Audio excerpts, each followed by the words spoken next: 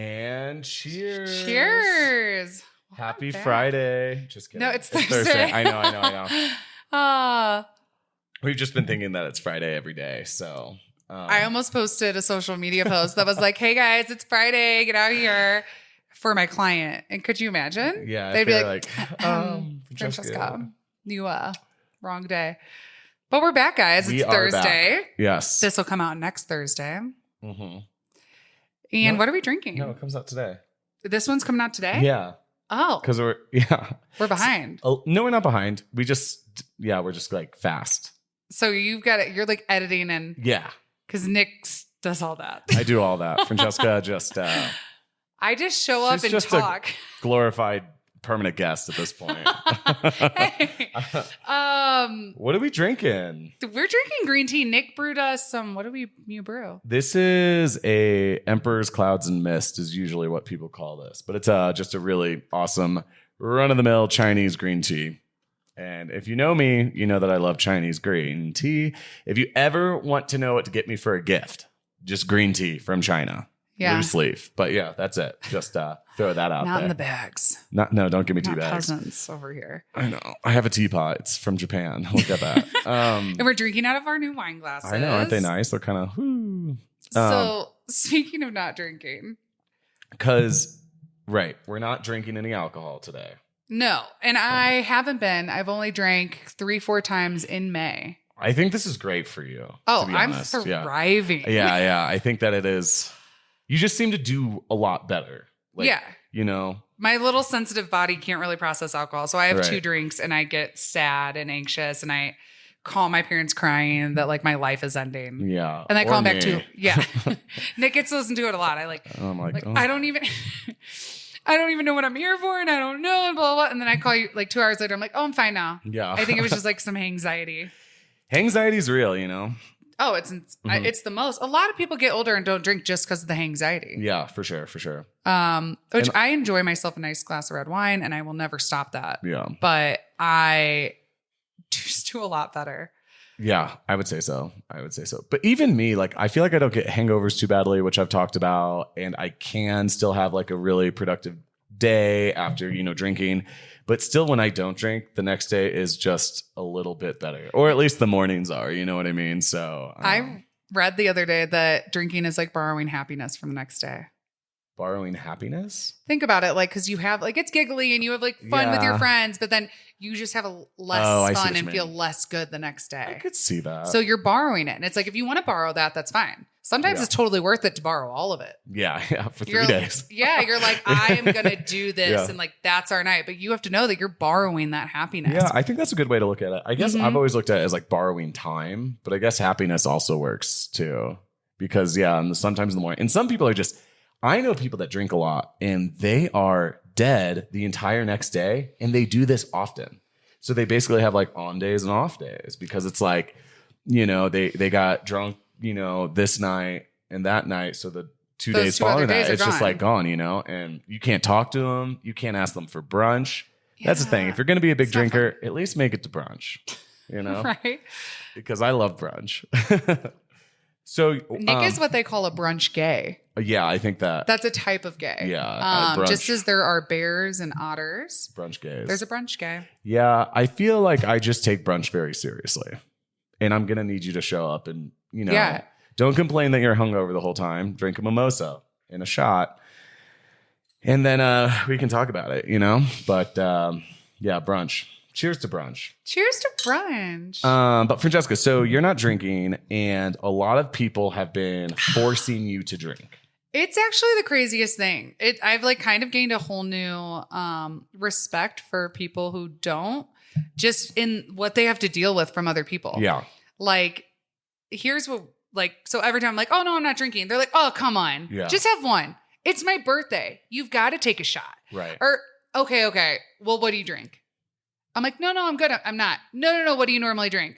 No, I'm fine. I'm just really not wanting to. And they're like, someone was like, oh, she always drinks Tito's soda. And they're like, I'll get you a Tito's soda. I'm like, then I have a Tito's soda in my hand. I'm like, I wasn't. It's really hard not to drink when people pressure you. Like hardcore. I didn't realize it would be so hardcore. Yeah. And that I feel like that's old school too, because I feel like people are learning when someone says they're not drinking, just say okay. Yeah. But yeah, I feel like younger kids are kind of changing with that. Whereas like it's kind of an older school thing. Some like dad being like, oh no, come on, drink, have a beer. It's just a beer, you know? And I know that everybody knows it's like when you know a friend has like a problem, which then you're like, oh, you just say, do you want like a soda? But also people who do have problems, like they don't want to get into their history or their addictions with you. Like, why do you have to say, oh, like, do you not drink because like you can't? Yeah. It's like, just say okay. Just say okay. They might just be being like me. I'm just like trying to get fit and like healthy again. And like my body needs a reset. But that doesn't mean like also pressure me into it because I don't have a problem. Right. Just respect it. Just say okay and move on. I'm just like doing great. Yeah. Like I'm fine. I don't know why. Like I think not drinking affects other people more than it affects me. It's like people want to see me drink because it makes them feel more comfortable. Oh, yeah. And they don't want to like be the only one, or they feel weird that you're not, because like I've been having more fun not drinking. I've been like dancing more. Yeah. And I went to my best friend's wedding and I didn't drink. The whole rehearsal dinner I did because someone like forced it on me, bought me a Tito soda. I drank a Tito soda, but then, you know what? I want another Tito soda. So I had 3 in the night. No big deal. But like I've started getting just very curious about drinking, because when you kind of pull back, then you see why you do it so many times. Like see it from a different lens and see like how it is some people's their biggest hobby is drinking. Yeah. Yeah. And sometimes I just say yes because I'm used to always having a drink. I'll say yes just because. Right. And now I'm just kind of asking myself, because I'm not like in a hard stop, like I can't for 30 days or anything. Yeah. But I'm kind of just like, do I want to? Mm-hmm.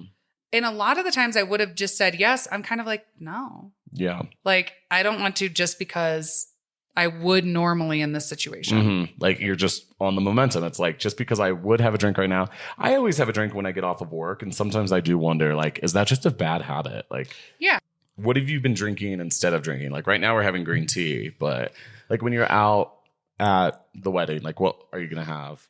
So I am like a sparkling water connoisseur. Yes. So I usually just have sparkling water, but that's no fun. I've been doing mocktails, but I hate that they're always loaded with sugar. But some people make you really good ones. I always say lemony and gingery. Yeah. But then to go out, we went out to like a club the other night and I had to be up. So Nick and I split a like cold brew, like a Starbucks cold brew concentrate. We drank it like it was an energy drink. It's the one that goes in the fridge and is supposed to last you weeks. Why did we just pound it so hard? Nick, we drank the whole thing. We drank the whole thing in a night. In an hour. I didn't sleep. Well, I don't know, but it was crazy. Well, that was like, listen, one, we don't do this drug. We've never been a fan of this drug, but no one should be doing cocaine right now. No. Especially in Denver or like honestly, just don't do it. We've had like way too many friends like die People from are fentanyl. Dying. Yeah. And so obviously we're not doing that, but even more of a reason, you guys, I'm telling you, you don't know what you're getting from a dealer, but you know what you're getting from Starbucks. You do. You can trust the cold brew concentrate. I was not expecting you to say that. I trust Daddy Starbucks. You don't know. We need that on a hoodie. You don't know what you're getting from a dealer, but you do know what you're getting from Starbucks. Always. In another country, I know what I'm getting from Starbucks. Well, that is kind of why Starbucks is so great. Yeah. I mean, the Wi-Fi is so good. Always. Wait, can I tell a quick story about this, actually? Please. Okay. I was in India, okay? And I was in New Delhi. And New Delhi has some really nice parts, some really modern parts, some really not so nice, some very old school traditional places. You just never know what you're going to get. It could look like downtown Tokyo, or it could literally be like almost a slum. All in New Delhi? All in New Delhi. Damn. It's crazy, yeah. Okay. It could be like a couple train stops, you know? Anyway, I was at this mall, and the mall was kind of like not that great, but it was like shops and stuff. And but they had a Starbucks. I was like, oh my gosh, an Indian Starbucks. So I went into the Starbucks. Oh my! You would have thought I am in like even the Taj Mahal. No. It was just like you would have thought that I was like on the streets of Chicago. You know what I mean? And just like you walk in, exactly what you think. Wi-Fi, never been better. And then even the baristas, all the baristas were Indian, but they were all like kind of like the girls are super hipster, and like the men were all like kind of like gay twinks. Yeah. And I was like, wow, they even found like they found Indian twinks to be baristas at the Starbucks, you know? And I was just like, wow, quality control. Starbucks. Yeah. Where'd you find them? Like, no, and for me, like that's important when you travel like a lot. Like when I was living in Spain. Yeah. Sometimes after a couple months, like you get so homesick and like you want to go sit in a McDonald's or a Starbucks. You know what it is. You know what to expect. They always speak English there. Right. And so like you don't have to use your brain to translate. And you're just like, wow, like I can just sit on my phone. I haven't had good Wi-Fi in weeks. And I don't know, it like brings me home. Like, yeah, I'm not like so pro giant corporations, but like we kind of stand Starbucks. I'm a Starbucks stan, to be honest. I just always have been. I used to hang out at Starbucks like in middle school. I don't know. I just like it. Sorry. I do too. Sorry. I wish they had organic coffee. Yeah, but they can't on that scale and that price. I mean, that's what they say, but who knows? Yeah. I'm sure they could do something, you know? We'll talk to them. Yeah, we have some sponsors coming up. They're as big as Starbucks. Yeah, we're working with one here soon. In some shit. Yeah. So I feel like we could talk to them because like we only want to promote stuff that we're obsessed with. Yeah. And like we're obsessed with Starbucks. Oh, I know. Wouldn't that be fun? Is that a new slogan? Like Daddy Starbucks? Yeah, Daddy Starbucks. You can't trust your dealer. But you can always trust Starbucks. Yeah, I love that. But truly, like, don't choose cocaine. No one's going to put fentanyl in my latte. Yeah, no one's... Don't choose... Wait, say that again. Don't choose cocaine. Choose concentrate. Yeah. Because you guys, I actually don't suggest this amount. It was too much caffeine. Francesca, you had a meltdown at like 5 a.m. Yeah. I was on a couch at our friend's house. And like, I couldn't even shut my eyeballs. Like, you know, when you're so not tired that you're like, I was just like staring. I was trying so hard. It's like pretend to be asleep before you're asleep. But instead I felt like they were plastered open. So listen, if you have a festival to go to, concentrate.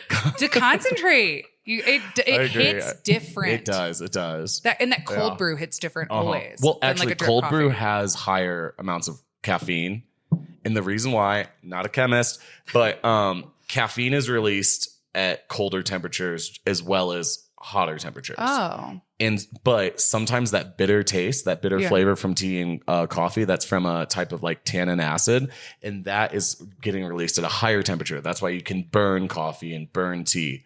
But when you cold brew it, so it just sits in a jug of water pretty much all night in a refrigerator, you're getting the most like nutty flavor from the beans and all the caffeine without the bitterness. And that's why cold brew is insane. But that's why it's delicious, but it's higher caffeine. It's different. Well, Nick, because we all know about Nick's Red Bull addiction. Yeah, it's still going strong, man.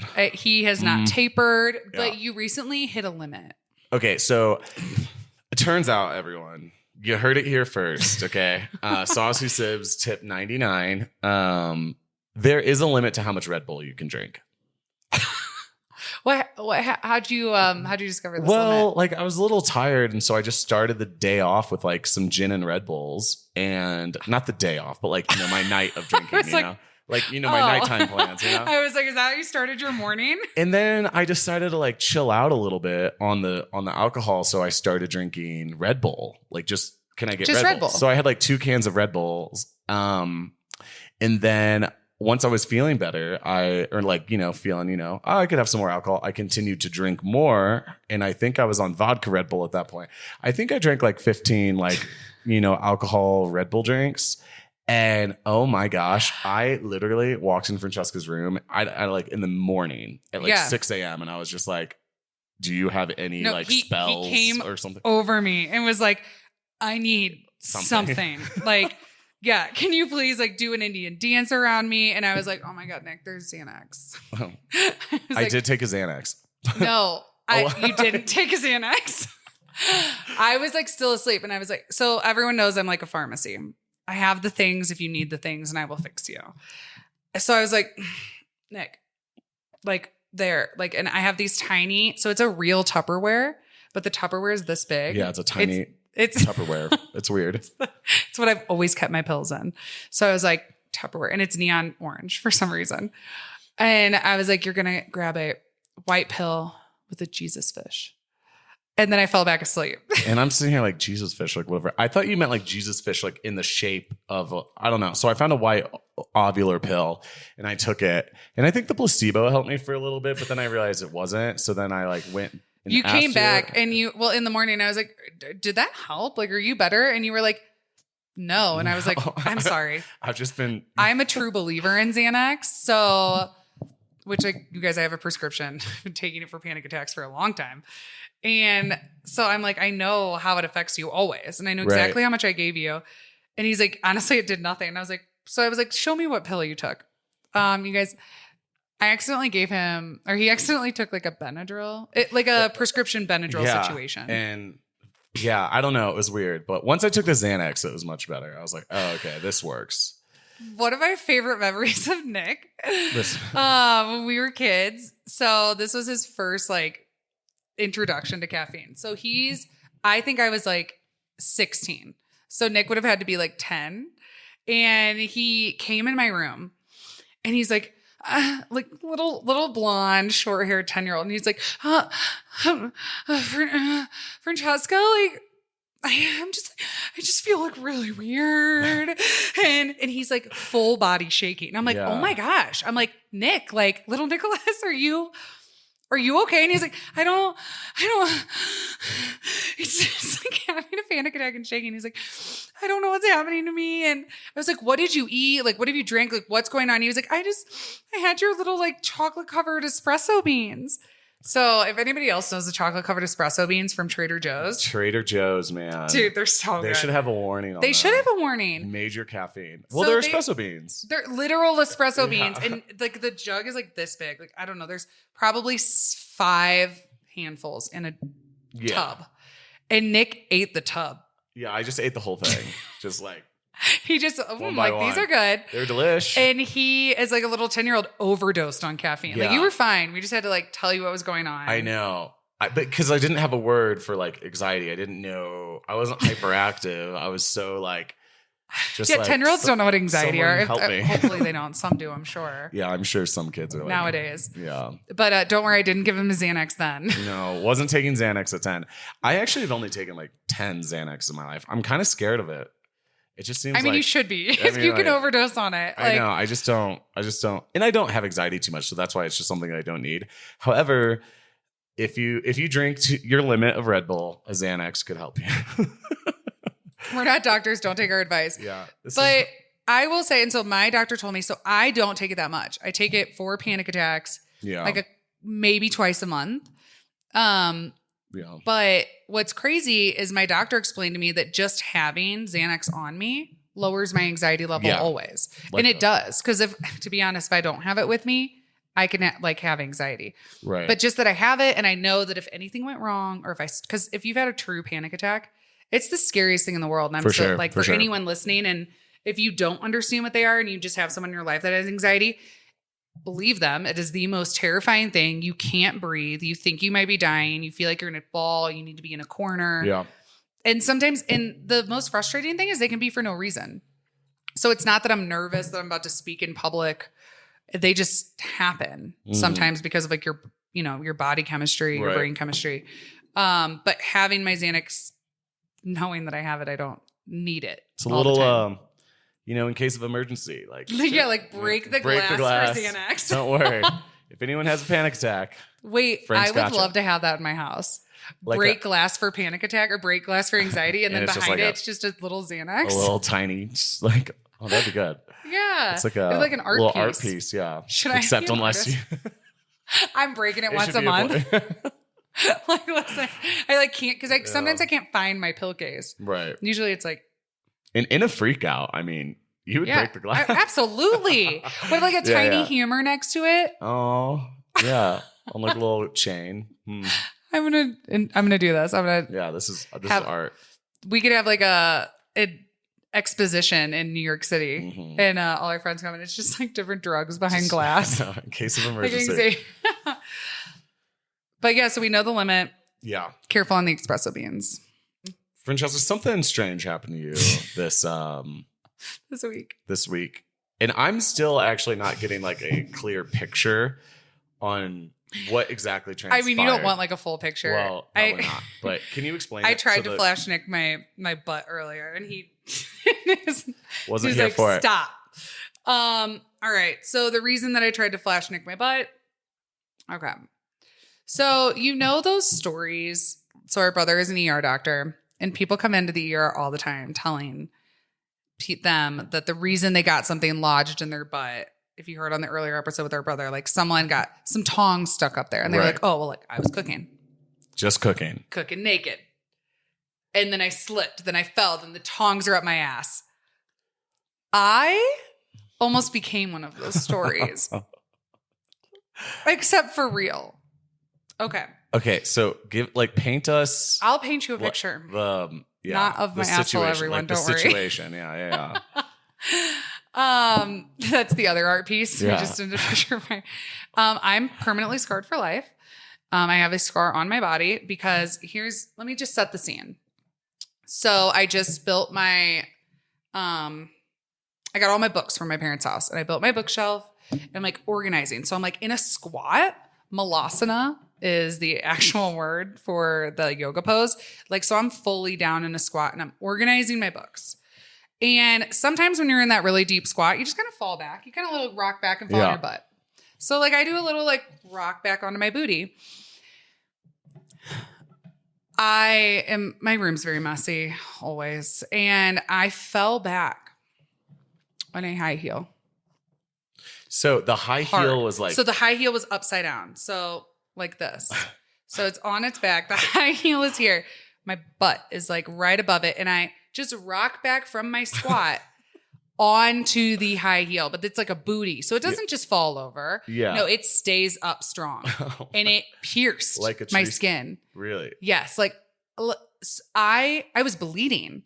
But you guys, an inch lower and it would have been up my butthole. Could you imagine through my leggings? I would have probably ruptured something in my colon. Yeah. I don't know. Like, would I ever have colon surgery?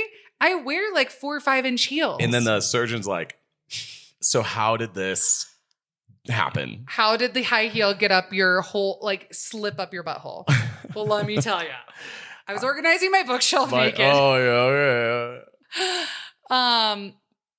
No, so you guys, this is the worst feeling I have ever had in my life. The high heel, like it hit so hard on my tailbone that so it pierced skin. Oh no. It went in like an inch of like my punctured. But I bruised my tailbone. I couldn't sit comfortably for like 2 weeks. Huh. I'm still not right. And there is still like a scar. Just an inch above my butthole. Well, I am glad you I survived. But who does that happen to? A near miss. Yeah. Thank God you weren't here. I would have been like, check it out. Is it okay? No, I would have been like, just call the police or something. No. I don't trust the police. We don't trust the police. No, we don't. And I'll tell you why later. Well, something really interesting happened to me this week. Oh my gosh, you guys! This is the event. For this one. It's the event of the podcast.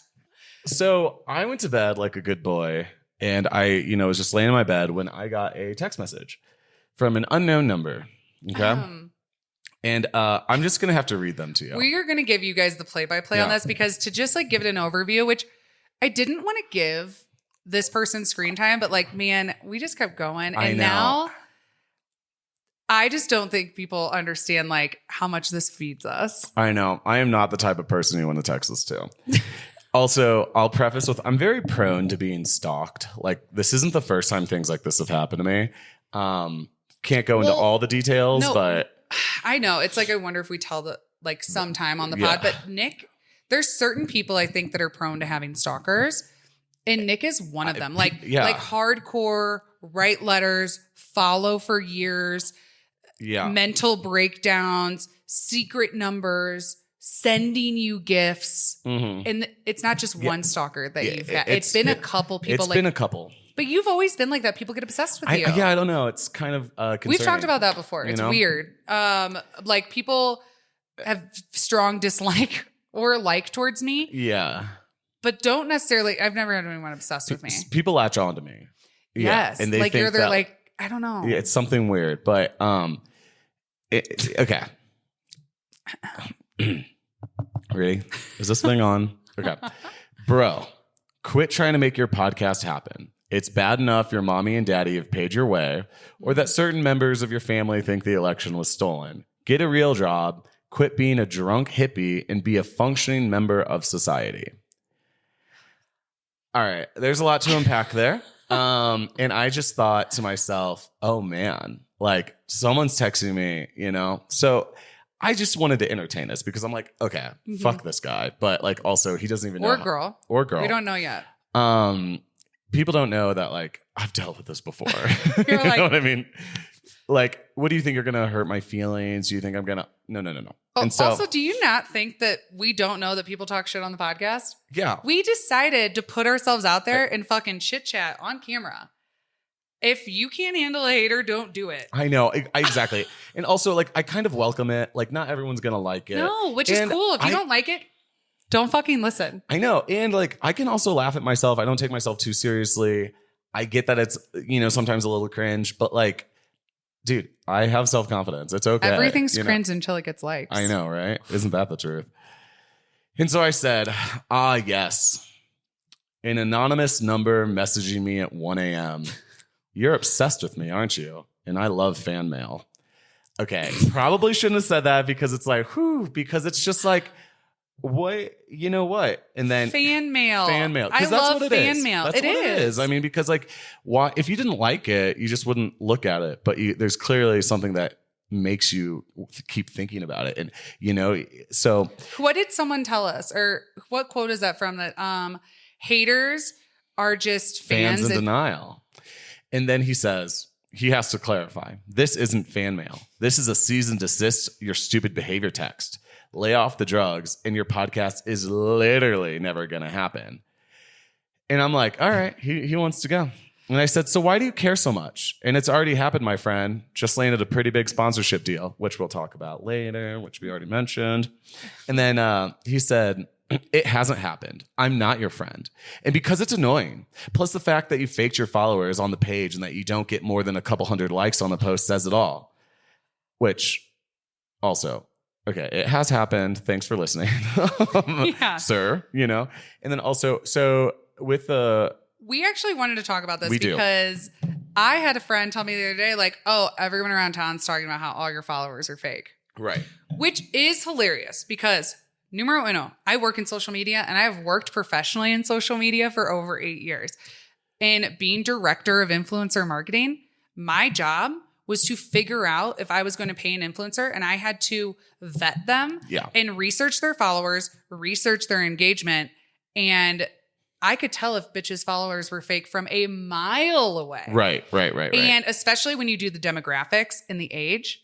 So like, if they're all in India but right now our engagement rate is well over industry standard. Numero uno, numero dos. I can show you where all of our all of our followers live, which is New York, LA, Houston, Chicago, and I forgot the other one. I think St. Louis. And so to talk about this account, the reason why as soon as we started the podcast, we have 20,000 followers on this account is because I've had this account for like 7 years. And it was a meme account. So I would just post, and you can scroll back. It's like easily. We didn't delete anything. No, you can see like all my memes. It really is all there. I used to post, and it's funny because I used to get so much more engagement because I lost like 30,000 followers over, because I didn't use it for a couple of years. Yeah. But everything, so my account was called Young, Broke, and it was like stay young, go for broke, find your and. So it's the same premise as like the podcast, like us being saucy, and it's all those followers knew exactly who I was because I posted about myself and what I'm doing and hating my job in New York City and just wanting to do what I loved. So doing what I loved is this podcast. Yeah. So I took my Instagram from all those memes of saying what I was going to do into the podcast. And of course, since we started the podcast, people have dropped off because they're like, I didn't sign up to listen to podcasts. I signed up for like relatable memes of hating your 9 to 5. Mm-hmm. But if I have this account that I'm not using anymore and it's the same type of content, of course I'm going to use it. Yeah. And it's like your thoughts and it is you. You know it what is I mean? me. It's Like not everybody who followed me back then over a period of 7 years knew who I was and knew that I was trying to find my thing was find your and what do you want to do with your life?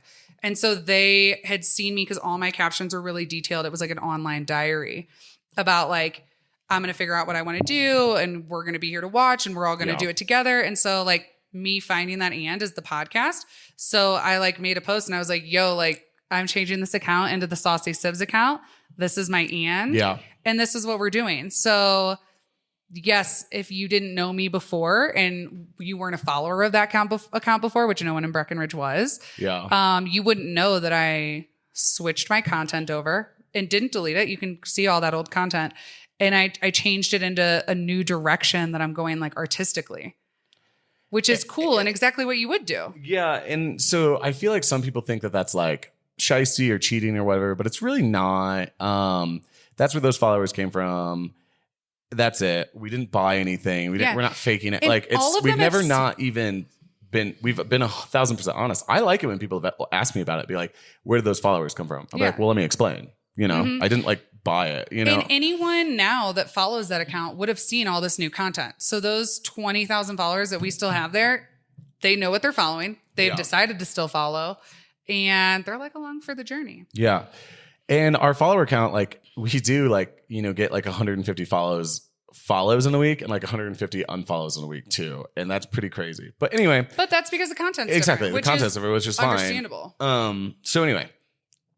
Okay. So that's where it came from. So there's a couple people that I know exactly who I'm talking to who talk about, people have said verbatim and as fact. And people have told me, they're like, listen, they said that they know for a fact that you bought all your followers. Yeah. And I don't even know how to buy followers. Well, I don't even think it possibly works. It's like, I think it was easier to do back in the day, but like, I don't think Instagram allows that. Yeah, no, you would be found out. But I don't know. That's where it comes from. If you guys have any questions, feel free to scroll back. I don't think anyone cares that much. But if you do, that is the explanation. Also, fuck off for making up things about us. I know. But like, whatever. I'm not here for them. But so that's that. And so then he says, like, quit trying to make your codependent podcast happen. It's not going to happen. It's bad enough your sister is a Trumper. And if you're ever going to make it, that's exposed. You're going to take hard. Which, well, I pretty much explained to him. I was like, but let's back up. Because first he said it was never going to happen. And then he says, but if it does happen and that's exposed, you're going to tank. Yeah. So what do you believe in us? Yeah. But also we have to touch on that. I'm not a Trumper. I lean conservative, definitely a moderate.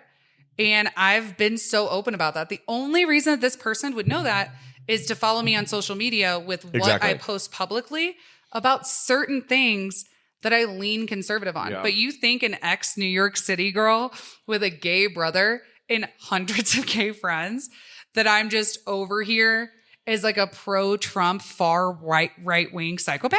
Yeah. And like, it's also like... It's not believable. What, is this like a huge secret? How would he know if it's a secret? That's what I'm saying. It's not a secret. It's not a secret. Like we don't even know you. Like you do lean conservative, but it's like, it's clearly not a secret if you know about it, buddy. You know? Yeah. All right. So now that we all know my political standing on the podcast, which is not a political podcast. So I basically explained that to him. I said, we didn't fake it. You can scroll back if you want, because, that's how it is. Since you spend a lot of time and energy stalking us and thinking about us, feel free to. And Francesca, everyone knows Francesca leans conservative. She's incredibly open about it and pretty much everything. And then he goes, is she? You sure? It's pretty gross. And if it was an old meme account, then you're faking it. And I was like, well, a lot of accounts change posting content. It's not that big of a deal. And then he said, get a job, grow up, and actually put in the work. Best luck. Hashtag in a text message. Not a fan or a friend.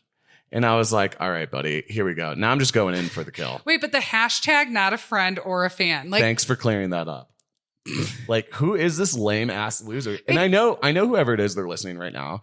And I just want to say, I know that you light candles to me on your shrine every single morning, But I'd rather you just, keep it to yourself. Or get a hobby. Why don't you express yourself artistically? It would be better if you got a hobby. And then I said, so here's me going in for the kill. I said, you're spending your whole morning texting me. And you don't know that I have 3 jobs. And I know that you're obsessed with me. And why won't you reveal yourself? Because you're scared of my opinion of you. And I mean, that's really it right there. You know what I mean? So that's why I was just like, all right, we're done with this. We're done with this conversation. It's just kind of hilarious. And then he just said, I said, best of luck. That's a dismissal. Go back to your handmaiden sister. I thought that was kind of funny. And he was like, and it's not my whole morning. This is only like 5 minutes total. And which I also think it's funny. It's like, why are you you're trying to dismiss me? You're the one that was texting me. You're the one. And so I said, you're laying in bed, texting your favorite podcaster, the one podcaster you feel strongly about. I can feel your passion for my career. You care, and you can't change that. That's his problem, not mine, And he was like, no, yeah, you can't, and I'm not. LOL, I'm an overnight nurse, a real job. You're just getting it wrong left and right. But I said good day and get a job. And I was just like, all right, well, new episodes every Thursday. Here's a couple photos of us, you know what I mean? And my favorite I was like, is the new episodes every Thursday. Yeah. And I said, you better block me now, which I'm pretty sure whoever it is did block me right then and there. But the thing is like, you're not like winning a leg up on me because you blocked me. You text me anonymously. You know what I mean? But I just find it so weird how much like. Well, here's my whole thought process. So if you knew someone who had just started dancing or singing or just like putting themselves out there, they started a pole dancing class and they're trying to start an Instagram about it and they're filming themselves. Are you like, I can understand you might think it's cringe and I can understand it might not be your cup of tea, but people, first of all, it takes a lot of, anytime I see someone, I don't like their stuff. Yeah. I would never say, oh, that's fucking stupid. They should stop doing that. I literally I have so much respect for and admire them for putting themselves out there. I mean, that's how I always feel. It's like, I want people to just like do what they want to do and like be their genuine selves, If you can do what you love to do and make money off it, amazing. But just because you can't make money off it or it's not taking off or whatever, but if you love it and it feeds your soul and you have fun and you get to express yourself, please keep doing it. Keep doing it, dude. Like, I feel like we already live in such a world that can be a little mundane and we go to work and then we come home and then like, oh, I don't want to go to work tomorrow and stuff like that. That's why it's like, I live for life. And I'm so excited when people just like really find like what they're passionate about or what they want to do. And hating on that is just so like such an antithesis to what I believe the human experience is. And that's why whoever's texting me, they're a fucking loser. And they're probably the most boring friend ever. And they're sitting here, texting me, trying to get me to quit doing like a hobby of mine. So what do they win? Why? That you quit doing something you love? And they just go back to their normal life and they made the world a better place. Yeah. Yeah, that's what I'm so understanding. It's like, I just feel like we need to take ourselves less seriously and we need to be so much less concerned about what other people are doing. What's the old saying? Like, live and let live. It's just like, I think once you truly stop caring what people think about you, and I have a big problem with this, but I think you truly become free. Yeah, yeah. Your parents, your spouse, even your friends, but like just caring, like, of course, like people can be concerned of what you're doing but just doing stuff for you and just to do it and not letting anyone else tell you. Like, I think the world would be such a cooler, brighter, more amazing place. Yeah, I agree. Yeah. And I think it's also corny. It's like, have you ever seen those bumper stickers that it's like life without or earth without art would just be Yeah. It's so corny, but I love it, to a certain extent. It's like, do something, literally do anything you care about. Do you know how many people, like even like older, like actors, like a lot of some of the biggest actors started when they were like 45. Can you imagine someone's dad getting into theater? Yeah. I had a couple guys in my acting class that were like, they were insurance agents. They were like 45, 50 years old. And they came to acting class every Thursday and they just started because like they just felt like it's what they always wanted to do. And it's what their soul. And you think like, oh yeah, my dad has like acting class with a bunch of other nerds. I hope he stops on Thursday night. Like how embarrassing. And then like that dad gets a part in like Stranger Things. 'Cause Yeah, now exactly. it's not like you have to be, especially with media and acting, and there's not all these niche, like you have to be gorgeous and young. And no, there's so much different shows or different people listening to podcasts that you'll find your people. And if that person wouldn't have started looking like an idiot and got to make bad shit to make good shit, I'll say it every podcast. Yeah. 100,000%. Then they would never start. Yeah. And yeah, it's just also, I feel bad for this person, but I also like cheers to you. Yeah. I'll do, next. Oh, I'm out of tea, but yeah. Well, cheers to you. Honestly. And I hope you find your thing. Yeah. But also, like, I don't think you understand that, like, Nick and I love this shit. I know. Text me all you want. We Email love it me. a little too much. Like, I know. Nick has people. Sorry to finish my tea. Nick has people that like get obsessed with him. I've had people that get obsessed with hating me and disliking me. And shit, I have gotten used to that shit since middle school. So it's like, if you think that you're going to bully me into not doing something, like, I have been through that hurdle in life. We're just not the type of people to like say these things. No. And it's not because we think we're better. It's just like, I'm a very secure and confident person. Like, it's okay. The reason I definitely don't think I'm better, but like I spent so many years coming home from school crying. Yeah. Yeah. Begging my parents not to make me go back to school because like I was bullied so hard. And like, that's definitely like another podcast where it like makes movies look like nice. Like, yeah, people threatening me, people like spray painting things, it was just people dressing up as me for Halloween. It was like so bad. And I just spent so many years, I guess, like being the victim of that, of everybody hates me and I shouldn't speak up and I shouldn't be myself, that like those people created a fucking monster because it beat me down so much that like now I have no choice but to like be unapologetically like myself. Yeah. And so much so almost like I think maybe people who didn't know me back then could say that I'm like arrogant or like full of myself, but it's like shit, like you don't know what I went through to get here. Yeah. To like not care so much what people think, to just be myself and be arrogant about it, because like I think it's cool to love yourself. Yeah. And to be good. And I don't know why we knock people down for people who love certain things about themselves, or I don't know. Yeah. No, I agree. Oh my gosh, you didn't know that this text was gonna like turn into some existential motivational speech on the podcast, bro. So like you're inspiring people. You should feel good about that. I'm serious. This one's for you. Right? Also, one of my favorite parts was stop trying to make your codependent podcast happen. Yeah. First of all, like, I'm sorry that your best friend isn't your gay brother, because I really hit the jackpot in that area. But something that happened this week, just about the fact that Nick and I are always together, which we actually aren't. We have really separate jobs and we have separate friends. I know. Yeah. So, but I could see how like some people like see that. I mean, like, you know, but it was my friend who was telling me this. And so she has a boyfriend. Okay. Mm-hmm. Her name's Shannon. So Shannon has a boyfriend named Asa. And Asa went to Shannon and was like, hey, like out of true concern. Yeah. For Francesca. And was like, listen. He's a good guy. He's a great guy. We love Asa. Asa just says to Shannon, hey, someone's got to tell Francesca that her boyfriend is fucking gay. and Shannon was like, what? Oh, because it didn't process first. And she was like, oh, that's her fucking brother. You know what I mean? And he was like, oh, that makes sense. You know what I mean? Nick always comes and sees me. So his work, though, is like a block from my work, and Asa's my coworker. So like Nick will pop in, have a little cheeky glass of wine, and then go to work. Yeah. And so like I guess he thinks like, oh, it's like my boyfriend stopping in to say hi to me every day. Oh my God. But could you imagine if you really thought like Nick was my actual boyfriend, and then like that I just like didn't know he was gay? Like I'm his beard. I mean, I wish someone would tell me if that was the case. You know what I mean? Like someone should. I mean, maybe someone knew. Well, I don't know, but like, yeah, maybe. I've thought some people I've known that their boyfriend was gay.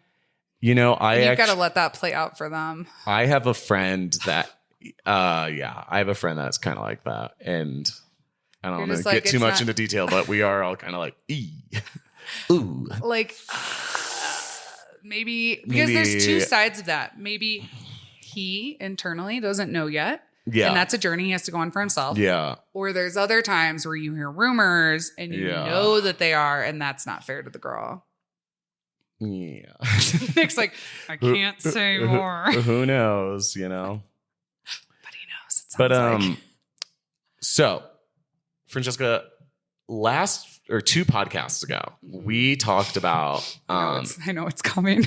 We talked about something, and we said you better knock on wood because when you speak about something, it comes true. And this is a thing about me. I speak things into existence, sometimes a little too quickly. Right. So, if you recall, from 2 podcasts ago, we talked about the first time I went to jail. And then a few days ago, like last week, we uploaded the reel. So I'm sitting there at work and I see Nick, my audio engineer / video editor / partner / carrying the team on this one, post a reel of about the time that I went to jail. So I'm like laughing about it at work. Ha ha ha.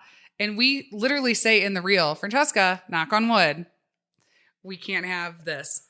All right. So driving home from work, get pulled over because I have expired plates, which I will say my dad's really been on my ass about that. For like months. Yeah. And I just like hadn't yet. And so they pulled me over. You know, obviously I haven't had anything to drink. It's 4 p.m. in the afternoon. I'm leaving work. And I was actually going to pick up a dresser from someone like on a Facebook group and obviously never showed up because first of all, 3 cop cars pull up behind me. Small town cop shit. Yeah. But I'm like 3, there's like 6 people. Yeah. I'm like, the fuck? They're surrounding me. Oh man. And I'm like, well, this is weird. So I'm like, hey, like, what's up? And they're like, because when you get pulled over for your plates, it's a ticket. Yeah. It's $100. It's shitty, but you get a ticket. And I'm like, fuck. Okay. Oh, yeah. Those plates, those are expired. They're like, ma'am, we're going to need you to step out of the vehicle. I'm like, why? And they're like, we're not sure yet. We just need, she's like on the radio. She's like, we just need confirmation. They're like, yeah, just confirm. Yep. Francesca Piazza. Mm-hmm. They're like, so it is. It is true. It is confirmed. Ma'am, I'm going to need you to turn around and put your hands behind your back. Oh, well, I'm sorry. I'm supposed to like go pick up some food. I'm sorry. What? Ma'am, turn around and put your hands behind your back. Oh. Okay.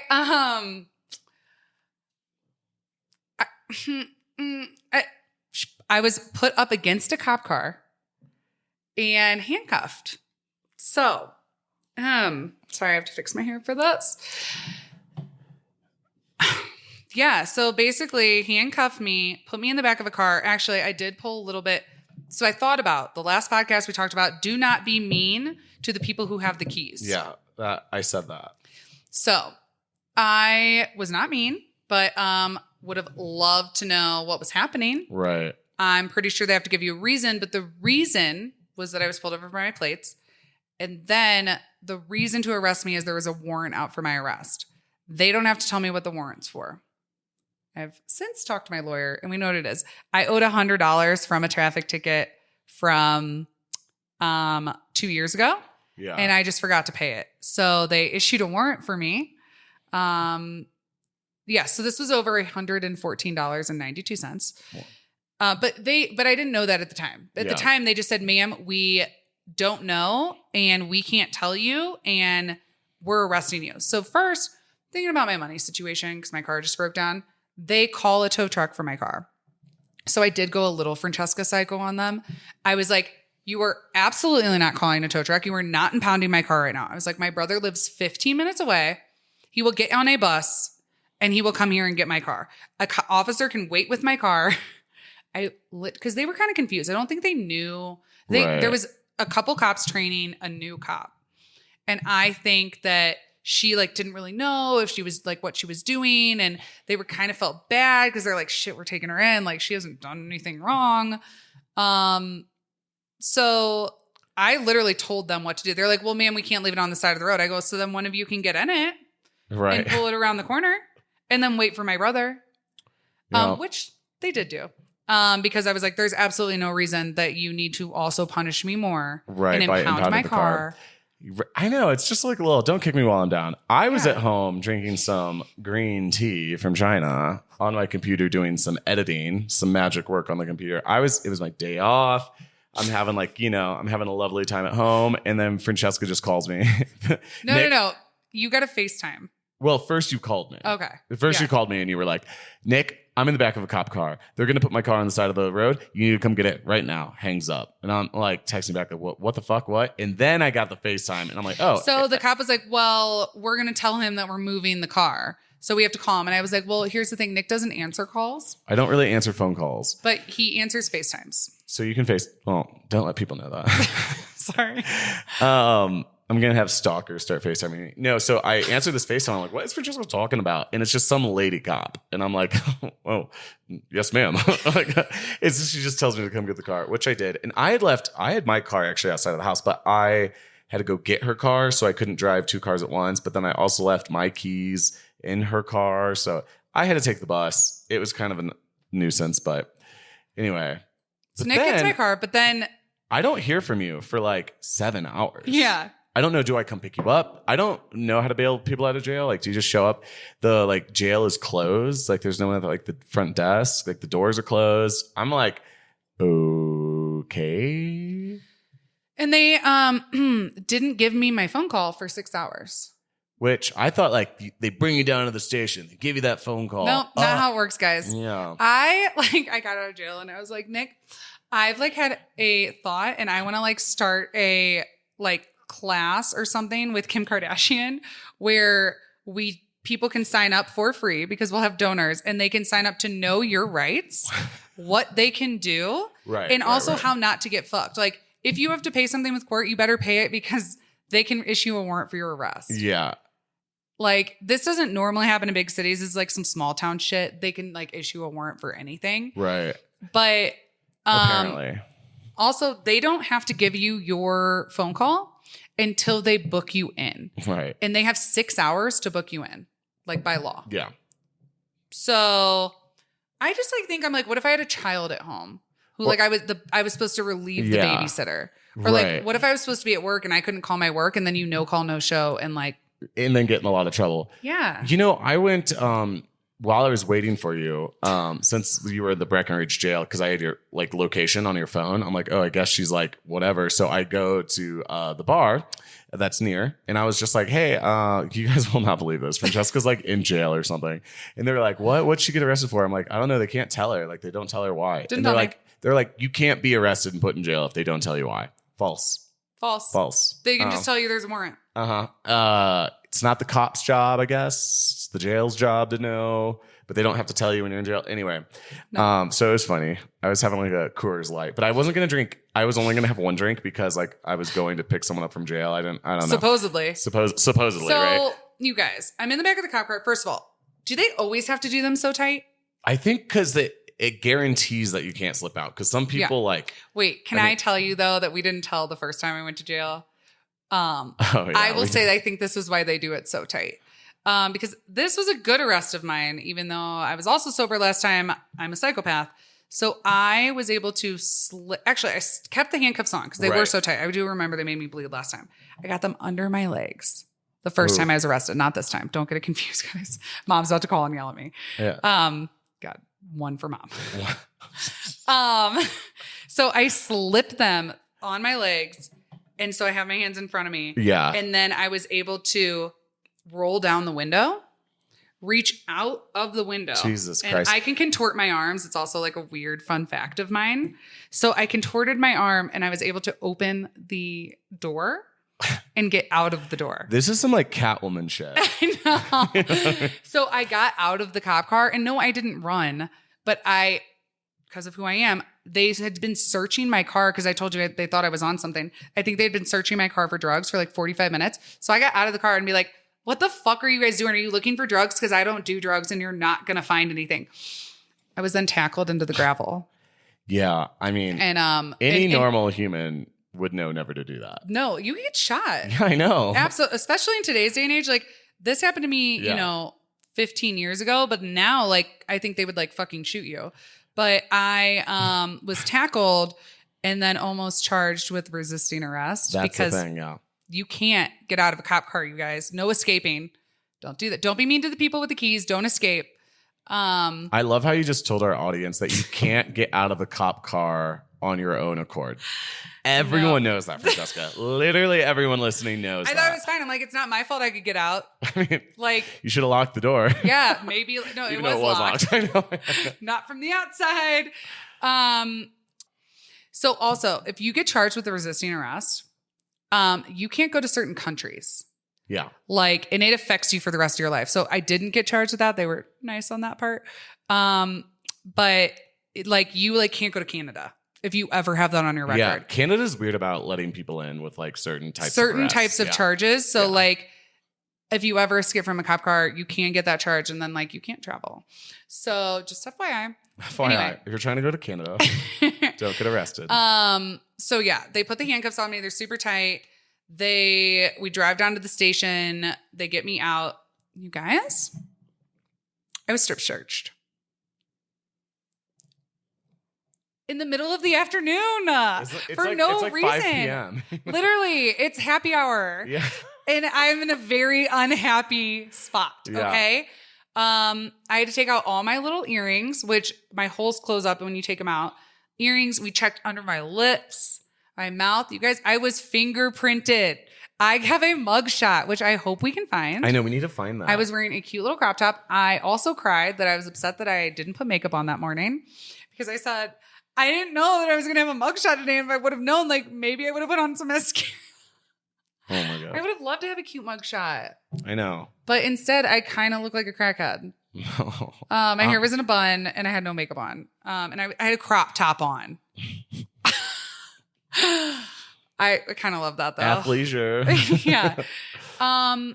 So then they put me in a cell and they told me that we're either going to come get you in a couple minutes or in the morning. Cue full-on panic attack. That's not what you want to hear. No, you're by the way, it's like a room of cinder blocks. I'm next to the crackheads, but they're in their own cinder block rooms. There was some not interesting characters. And it's just a metal toilet, but like I don't feel comfortable peeing on camera. So I had to pee the whole time. And there was no toilet paper. But like the camera's like pointed to the toilet and I'm like, so what? Some dude cop sitting there and then he's gonna like see my vagina? Yeah. Ew. I know. So I don't like to pee on camera. Yeah, no, it's pointing right at you. Huh. And I'm like, thought that was like, no, okay. I eventually peed. I gave in. Well, so someone saw my vagina. You're welcome. Oh my gosh. I mean, but anyway, so then they bring me, you guys, I will say this is the most traumatizing part. They tried to feed me meatloaf. Nick. No one in their who makes the meatloaf? Francesca's really into meatloaf. No. Okay, so first of all, it looked like out of a movie. It was actual like a styrofoam container with a paper spoon. It's flat and you can make it into a scoop. Yeah. Because you don't get, utensils. And it was meatloaf, cornbread, mashed potatoes, and doused by so much gravy. Like it looks like orange is the new black, like what they slop on your plate. Like and something from the gulag. I'm so hungry. And I'm like, meatloaf? And I was like, so you have like an intercom. Yeah. You can talk. Oh, really? Yeah, that's kind of cute. Button. Beep, beep. So I was like, it's me again. I had already asked for blankets. Oh my gosh. I was chilly. And they gave me 2 blankets. And I was like, I just like would like to request some like clean blankets. It's very cold in here. And if you're not going to tell me how long I'm in here, and then so they bring me dinner. And I was like, hey, hey, I am celiac, so I can't eat this. And they first, I think they were like, it didn't get a response for a while. Like, I hit it again. I'd be like, honk, honk. I was like, and they were like, so what, you're like vegan? I was like, no, it's not the same thing. It means that I have to be gluten-free. And they were like, we can't help you. That's not like a registered like allergy or like religious thing. And I was like, they're like, so that's what you have. And I was like, thank you. Again. So I went hungry because gravy has wheat in it and so does meatloaf. Yeah. Meatloaf is like bread. It might as well be called wheatloaf. That's why it's Nick. like a wheatloaf. I know. Wheatloaf. So I'm hungry. I literally now have been strip searched. I'm wearing neon orange slippers. I wish you got to keep those.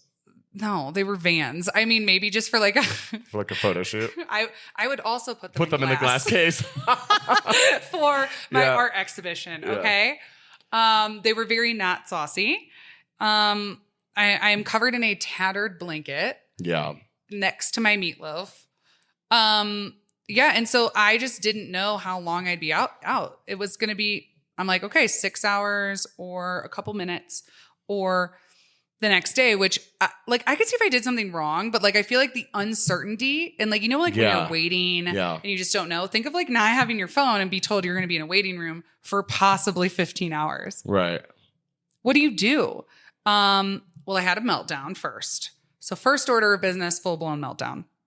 I'm in panic attack. I don't know. And again, no Xanax. So I'm like crying. I'm thinking about my life. I asked for another blanket.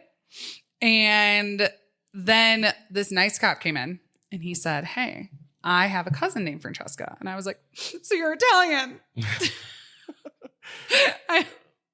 Paisan. Paisan. It's good to know people, Always I was like, if I make a connection with this man, Nick, I do. Yeah. He and I become friends. He has smiled upon me. He's also very cute. And I'm like, oh, so you're Italian too? And he's like, here's another blanket. And he's like, would you like a book? And I'm like, I don't love a book. And I think that would be really nice. And he's like, I'll go see what I can find for you. And I was like, this man is my savior. He's breaking me out. Anyway, he comes back with a book. You guys, I cannot make this shit up. The book was about a girl named Francesca. I am being punked. I'm Nicholas is here. He's on the headset. They've sent in the hot cop. Oh my God, that's a good idea. Cop, bad cop. I 100% thought, because especially we posted about making fun of cops that day. day. It was like you got arrested hours after that post. So I'm like, I made fun of cops and talked about how I made fun of them the last time I was in a jail cell. And then I get taken to jail. And now I'm like, I'm looking around at the cameras. I'm reading a book about a girl named Francesca. Yeah. Some man named Kenny. He's like a kid in high school. He fell in love with this girl, Francesca. And he's like going on it. He blackmailed her into a date with her. And then he's in, please write in if you know what book this is, because I don't remember. And his dad's dropping him off the date, but he needs to masturbate before the date to get rid of all the bad thoughts because this kid is mentally ill. So then he's masturbating in a gas station bathroom. You guys, I am unwell reading this. It is messed up. It's messing with my brain. Also, someone had written in pencil in the beginning of the book that said, if you want sheer depression and anxiety in your mind, these are all spelled wrong words of someone in the jail. Oh no. Please read this book, Sad Face. And I was like, wow. I am now going through it. I feel like I've been through a prison experience. Yeah. I'm like, now I've got depression. I've got anxiety. I'm being punked. I don't know what's going on. Yeah, that's basically it. I feel like so much of your life, you're just like, this is a joke. Like Nick is doing this. I 100% thought I was being punked. I was like, well, can the cameras come down? Like, does me not having a breakdown? Like the meatloaf. Like the meatloaf. Meatloaf. That's something you would write into the storyline. Yeah. You know what Francesca would be? What's hilarious? Try to feed her meatloaf. Like, yes. And then tell me like you don't know what celiac is and it's not a thing and you're just starving. We've talked about how I'm Italian. I don't like to starve. Yeah. Obviously no one does, but I'm saying like I'm a big eater. Yeah. I don't just go 6 hours without eating. Anyway, I get out of jail. I call Nick. Oh, by the way, all they needed from me was a signature. I just got off the phone with my lawyer and she was like, they don't do this. I know. She goes, this seems unlawful, but I'll check. Yeah. She's literally looking into it. Yeah. They were like, they're not supposed to. She's like, well, they can only hold you for 6 hours by law. And I was like, they let me out right at 6 hours. And she was like, yeah, but the uncertainty and then like holding you just for this $100. She was like, this is like actually really fucked up. And I think this was all like a big mistake. And I was like, cute. I love that. Like I went to jail over like a paperwork mistake. Yeah. But you know, content. Don't worry, we'll talk about this on the podcast. I'll talk about it in my silk robe on the podcast. Nick and I are both, sorry for the visual, unless if you guys don't follow the Instagram or the YouTube. We're in silk robes. All my clothes are in the laundry. So we just decided it was like a silk robe vibe. Yeah. I love hanging out in a silk robe. And like, honestly, like drinking tea, talking about the time we were in jail. It's just like complete the opposite jail vibes. I had green tea in a wine glass with my silk robe. Damn. Well, I'm glad you're out. I'm glad you made it out. Oh, I was there to accept the phone call and, you know, come to the rescue once again. And I told him to take me to the bar. Yeah, and then we went to the bar. I went back to the bar. And I walked in the bar with Francesca. I was like, look who I got. I just got her out of jail, everyone. Oh, they gave me a hoodie. There's a program for people who are released from jail and it's cold outside, which shout out to this program. Yeah. I would like to figure out who they are and thank them. They take donated jackets and hoodies. And when people are released from jail and they didn't come in proper clothing, they will give you clothing so that you're not freezing outside because they kick your ass to the curb. Right. Oh, I also got lost leaving. They like, there's open a lot the door, of hallways and stuff. And like, you know, they like buzz the door open. Well, I ended up in like the lieutenant's office and I couldn't get out. And they were like, ma'am, do not move. And I'm like, why am I in the office? They're like, you didn't leave the right way. And I was like, I'm really bad at directions. Someone should have escorted me. Yeah. Sorry, you guys built a labyrinth. Like, this can't be the first time this has happened. No, but like. Or unless it was. Didn't know the office is so easily accessible to criminals, you know? But. I'm a criminal now. Twice. Does this give me street cred? No, absolutely not. Until you eat that meatloaf, you know what I mean? Oh, that's never going to happen. That's street cred. Eating meatloaf when you can't. No, if I would have eaten that meatloaf, I would have shit and like you know dogs when they like helicopter shit. Yeah, it would have been terrible. Oh my gosh, I can't eat it. Thanks so much for tuning in, guys. Yeah, thank you. We hope you enjoyed hanging out with us, and that our haters and experiences and the detriments in our life are entertaining to you because that's all we want. I hope this was inspirational and you learned something, you know. Love you guys. Have a great day. See ya.